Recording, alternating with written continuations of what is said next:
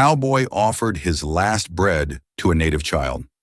At dawn, 500 warriors stood in silence. Noah Walker trudged across the painted plains, boots sinking in red dust that shimmered like sparks beneath the noon sun. By nightfall, 500 warriors would weigh his life in silence. But at this moment, the desert itself felt like the more immediate judge, an endless jury of stone, heat, and thirst. Ash, his smoke-gray mare, limped beside him, every step a hollow thud against cracked earth. Her breath whistled, his lips bled salt. The canteen at his hip had rattled empty since dawn, and his stomach had stopped complaining yesterday, surrendering to a deeper ache that dulled thought and quickened heartbeat. Inside the saddlebag lay his final bargaining chip with death, a biscuit hard as bone, wrapped in linen almost as brittle. He imagined saving it, one brittle bite at sunset, the other at dawn, but the fantasy tasted like dust. He ran a thumb over the biscuit's chipped edge and kept walking, eyes half-lidded against glare. When a flicker of movement broke the monotone horizon, Noah first blamed heat mirage. Then the shape resolved, a child huddled in the scant shade of a sandstone boulder, knees clutched to a ribs-thin chest, buckskin tunic, threadbare, hair tangled with wind sand, no tears, no pleading, just the eerie stillness of someone too worn to hope. Instinct made his hand brush the worn revolver at his belt. Conscience stilled it. He approached, boots crunching. The girl's gaze rose, black-brown and bottomless, meeting his without fear, more resignation than surprise. Sunlight etched white cracks on her lips. Noah crouched, the biscuit suddenly a lead weight in his palm. "Name's Noah," he said, voice rasping like gravel. She said nothing. He unwrapped the biscuit and the linen side open. For an absurd heartbeat, he considered turning away. One more mile, one more hour. But the desert around them answered with silence, thick as judgment. Slowly he snapped the biscuit in two. A shard splintered his fingertip, drawing blood. He offered half to the girl. After a wavering pause, her hand rose, thin as sage twig, and closed around the bread. She nibbled like a fawn testing meadow grass. Crumbs glittered as they fell, vanishing between boot prints. Only then did Noah feel the weight lift from his chest, replaced by something equally heavy, yet different, a promise he hadn't spoken. He broke the remaining half again, gave her another piece, and watched color tremble back into her cheeks. "Have a name, kid?" he asked. A whisper drifted out. "Lily." "Running river." The words were barely there, but her eyes held on to him the way thirsty ground clings to rain. Noah glanced at Ash, at the horizon, at the deadly blue sky. Surviving alone had been simple arithmetic: miles, water, biscuit. Surviving now meant a new equation where every step carried two lives. He helped Lily onto the mare's back. Ash snorted, yet accepted the weight. As Noah took the reins, a prickling at his neck urged him to scan the distant ridges. Nothing but stone shadows, though for the first time all day, those shadows felt like eyes. He turned east toward a settlement he hoped existed, biscuit cloth fluttering from Lily's small fist, and the desert breeze carried his unspoken vow into the heat-hazed silence. Noah guided Ash along a meandering dry wash where mesquite roots clawed at the air like begging fingers. Lily sat small in the saddle, biscuit cloth pinched between knuckles, eyes flicking toward the cliffs that hemmed the valley. The silence had changed. It no longer felt empty but rather crowded, as though the desert itself held its breath. "Someone's out there," Noah muttered, and the mare's ears pivoted in nervous agreement. He scanned the ridgelines. At first he saw only rock shelves and sunburned scrub. Then, just long enough for doubt to die, three silhouettes rippled against the sky, vanished, reappeared farther east. Riders matching their pace, ghost quiet. Lily's voice slipped down to him, a thread of sound carried on sweat-sweet wind. "Grandfather says the ridge spirits watch travelers, but sometimes the spirits ride horses." Noah felt a chill that the sweltering air couldn't touch. If these were her people, curiosity might spare him. If they were rustlers, he had 6 bullets for perhaps 20 guns. He tugged Ash to a slower walk, trying to look harmless and alert in the same heartbeat. By late afternoon, the wash widened into a chalky flat. Here the watchers made their move with surgical precision. No thundering charge, only a soft thunder of hooves unfolding like a trap. Noah counted them as they fanned into a half-moon. 20 riders, paint-dappled horses, faces streaked in white clay. Spears glittered like elongated shards of moonlight. They stopped 30 paces away, neither welcoming nor threatening, simply waiting for him to declare what sort of man he intended to be. The leader nudged forward. Silver ribbons wove through his black braids. A single eagle feather trembled at his temple. Eyes dark, unreadable. "Iron Hawk," Lily whispered beside Noah's ear, reverence shading her tone. Iron Hawk's gaze settled on the linen scrap in Lily's fist. "You shared your last food," he said in accented English that felt older than the desert itself. "Why surrender your tomorrow for a stranger's today?" Noah swallowed, throat sand-raw. "Because a child shouldn't die where a biscuit could keep her alive." A hush hummed through the riders. Ironhawk leaned sideways, studying Noah the way a jeweler studies a flawed gem, searching for fracture lines. "You carry a gun," the chief observed, "yet you drew bread instead of iron.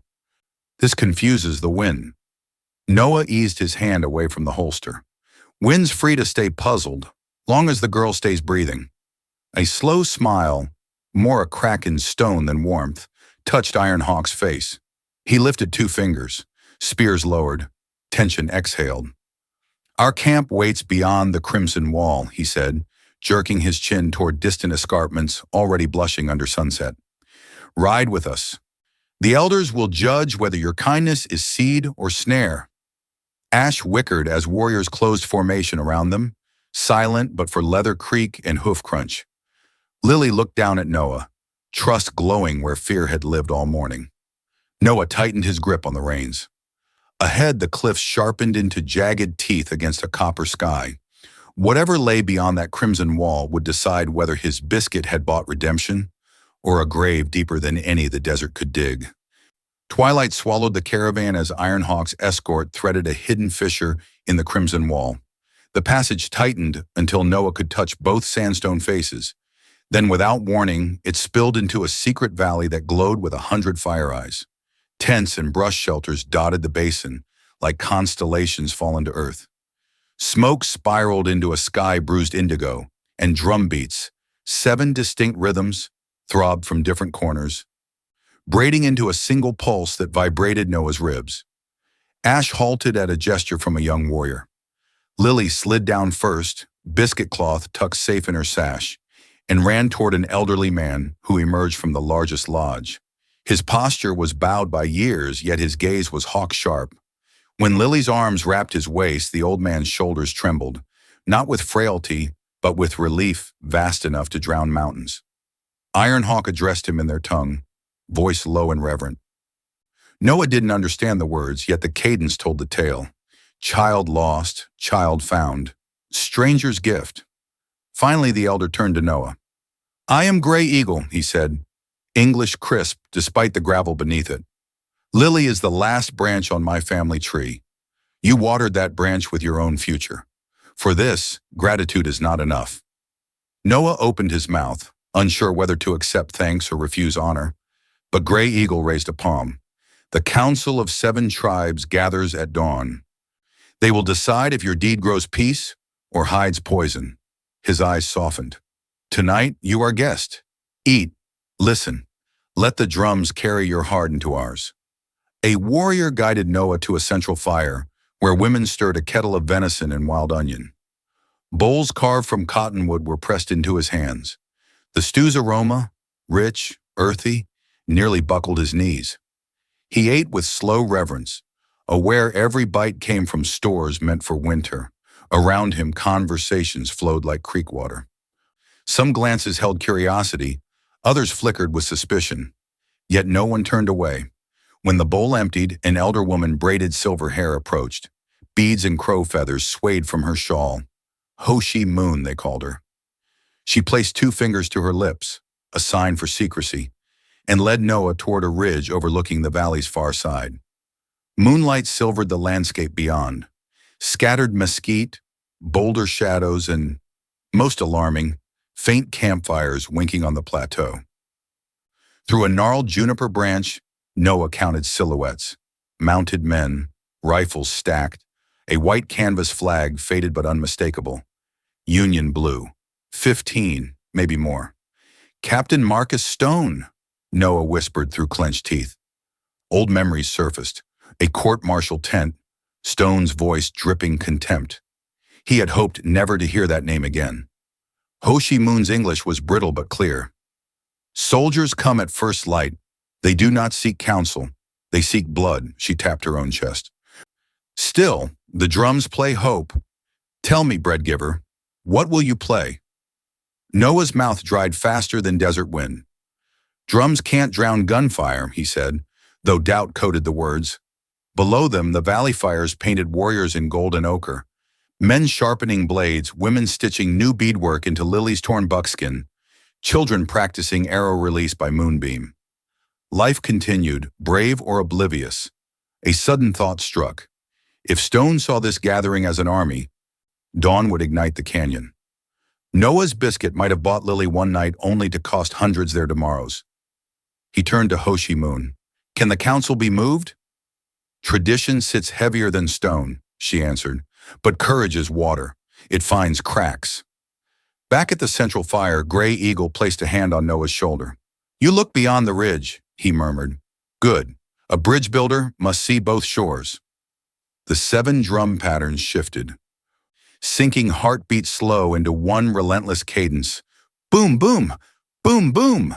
Like giants walking, sparks spiraled skyward, joining the Milky Way. Noah realized he was no longer hungry, yet he'd never felt emptier of certainty. As the night deepened, a hush fell, broken only by flames licking iron pots and the steady drums counting down unseen hours. Dawn would bring chiefs, verdicts, and Captain Stone's rifles. Noah lay on a woven blanket near Lily, watching embers drift upward like unspoken prayers, and wondered which would burn first, hope or the valley. Dawn cracked like a flint strike across the hidden valley, washing tents and canyon walls in molten gold. Noah rose from his blanket to find every fire doused, every soul awake. Warriors painted in tribe-bright colors filed toward a broad clay basin, their footsteps syncing with the last echoes of night drums. From the cliffs, the scene resembled a slow-moving river of ochre, turquoise, and ember red. 500 warriors converging on a single question. Could one biscuit rewrite a history of blood? Lily slipped her small hand in Noah's for luck, then ran to join women forming a ring of witness around the arena. The chiefs took their places on buffalo hides at the circle's heart. Gray eagles serene as carved cedar, Iron Hawk stone-faced, and Red Wolf, the scarred rival, eyes like flint under frost. Noah, unarmed, stepped forward wearing buckskins freshly cleaned. The red and white sash Gray Eagle had draped across his shoulder. Red Wolf spoke first, his voice slicing the morning hush. A single act of mercy is a candle, he said, but wind is strong in these canyons. We must see if it stays lit. A murmur of assent rippled through the warriors. The test began. Noah spent the morning grinding corn with elders, sharing rabbit stew with children, mending a warrior's bridle under Iron Hawk's watchful gaze. Suspicion thinned, replaced, if only briefly, by the fragile thread of possibility. Near high noon, a flash of sun on glass caught Noah's eye. On the plateau beyond the valley mouth, binocular lenses winked like predator eyes. 15 silhouettes appeared, dust-coated soldiers under the faded blue of Union remnants. At their head sat Captain Marcus Stone, posture stiff as parade ground marble. Old memories churned Noah's gut, Stone testifying at his dishonorable discharge, calling him soft on savages. Noah informed Gray Eagle, the chief's calm never cracked. Bridges are tested by floods, he said, granting permission for Noah to speak with the intruders. Noah rode Ash halfway to the narrow pass where Stone and his gunmen had formed a skirmish line. Rifles glinted, musket smoke already scented the air. Walker, Stone called, voice carrying contempt and familiarity in equal parts. You always did stray toward lost causes. He demanded Noah step aside so his men could disperse the hostiles before the tribes swarmed the territories. Noah answered steady, "There are elders and infants down there, Captain. They carry bowls, not rifles." Stone's grin never reached his eyes. Bowls become bullets soon enough. Behind Noah, a new sound rumbled. Low, rhythmic, like thunder trapped under earth. Warriors emerged along every ridge and draw, each silhouette armed yet eerily quiet. They did not shout or brandish. They simply materialized until 500 encircled the pass in widening, unbroken silence. Stone's confidence faltered. The barrel of his Colt wavered. Sweat traced a pale line through dust on his cheek. For a breathless heartbeat, the desert itself seemed suspended between bullet and heartbeat, vengeance and vision. Stone's gloved hand twitched at his holster, staring into a wall of eyes that had chosen quiet over war, waiting to see if a captain would do the same. A single bead of sweat slipped off Captain Stone's chin and vanished into the dust. 500 warriors waited, silent as monuments. Even the desert wind seemed frightened to speak. Noah sat astride Ash halfway between the two worlds, feeling every pair of eyes, native and soldier, balanced on the next breath. "Marcus," he called, using the captain's given name for the first time in years. "Look around.